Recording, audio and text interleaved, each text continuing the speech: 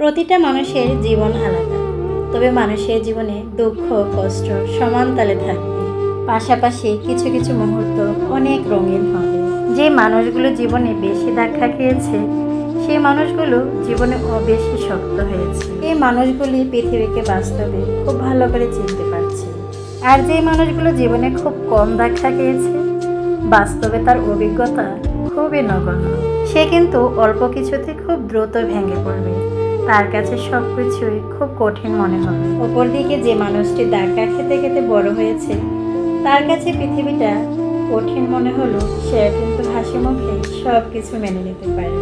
কেননা জীবন বলতে কিন্তু শুধু হাসি নয়, জীবন বলতে আমাদেরকে কান্না শব্দটিও বুঝতে হবে। হাসি কান্না এছাড়া আসলে আমাদের জীবনটাই অসম্পূর্ণ। আপনি যদি সব সময় হাসি খুশি থাকেন সেই ভালো থাকাটার মূল্য কিন্তু থাকবে না। দেখবেন তখন কিন্তু কোনো কিছুতেই সেই ভালো লাগার তৃপ্তি, ভালো লাগার আনন্দটা আপনি খুঁজে পাবেন না।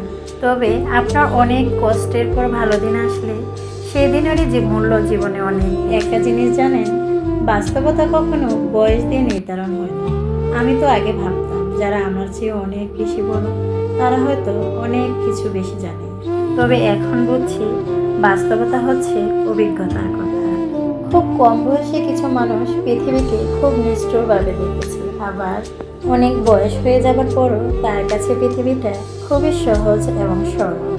তাই তো বলি, বাস্তবতাকে চিনতে হলে আপনাকে এই নিষ্ঠুর পৃথিবীর সাথে লড়াই করে যেতে হবে। পৃথিবীতে প্রতিটি জিনিসের সাথে আপনাকে মানিয়ে নিতে হবে। বিসমিল্লাহির রহমানির রহিম। আসসালামু আলাইকুম, welcome to Sumi's daily lifestyle. কাছে কিংবা দূরে যে যেখানে আছেন না কেন, আশা করি আল্লাহর রহমতে ভালো আছেন। আশা করি প্রিয় আপু এবং আন্টি ভাইয়ারা আমার সাথে শেষ পর্যন্ত থাকবেন। আর যেই হোক, জীবনে প্রতিটি মেয়েরই নিজে কিছু করা উচিত। ঘরে বসে খুব কম পুঁজিতে কিভাবে নিজের পায়ে দাঁড়াবো, ঘরে বসে নিজের পায়ে দাঁড়িয়ে কোনো কিছু করা যায়, কি করা যায় সেই আইডিয়া আমরা অনেকেই আছি খুঁজে পাই না। তবে গৃহিণী আপুদের কিংবা যাদের এখনো বিয়ে হয় নাই তাদের লাইফস্টাইলটা কিন্তু অনেক আলাদা। যাদের এখনো বিয়ে হয় নাই তারা কিন্তু চাইলে জীবনে অনেক কিছু করতে পারে, কোনো কিছু করতে পারে, নতুন একটা উদ্যোগ নিয়ে সব কিছু শুরু করতে পারে। তার ক্ষেত্রে কিন্তু বাধা কিংবা কোনো দায়বদ্ধতা খুবই কম থাকে। তবে যারা গৃহিণী আপুরা রয়েছে, যারা বিবাহিত, তাদের কিন্তু সব কিছু সামলে, নিজের বাচ্চা, সংসার, হাজবেন্ড সব কিছু সামলে তাদেরকে কোনো কাজের একটা উদ্যোগ নিতে হয়। সেই ক্ষেত্রে কিছু আইডিয়া আমি আপনাদের সাথে শেয়ার করতে পারি।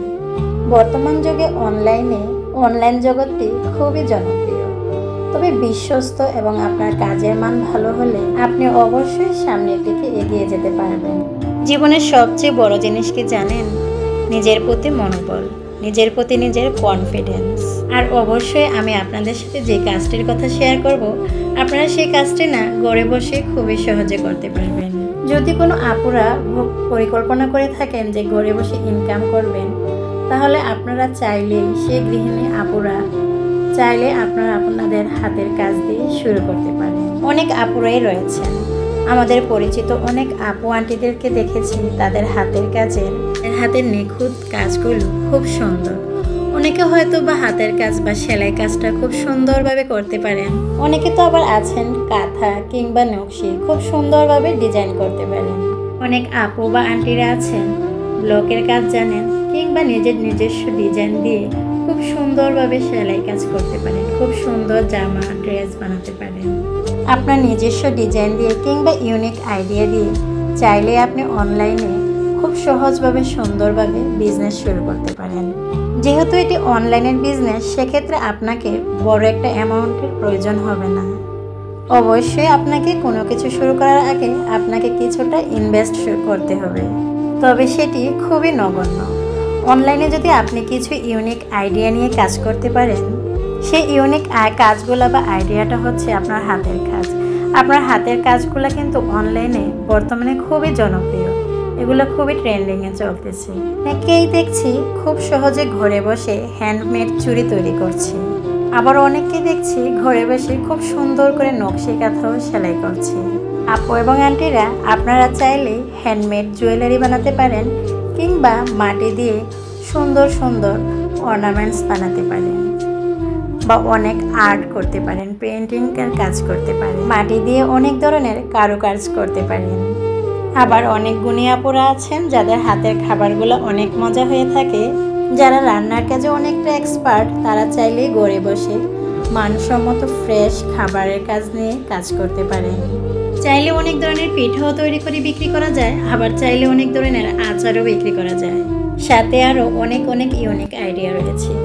যদি আপনার শক্ত মনোবল হয় তাহলে আপনি ঘর সামলেও বাচ্চা সামলেও এই ধরনের কাজগুলো করতে পারবেন। আর আজকের এই ভিডিওটি আপনাদের কেমন লাগলো আশা করি আমার আপু আন্টিরা ভাইয়ারা কমেন্টস করে জানাবেন। সবাই ভালো থাকবেন, সুস্থ থাকবেন। আল্লাহ হাফেজ।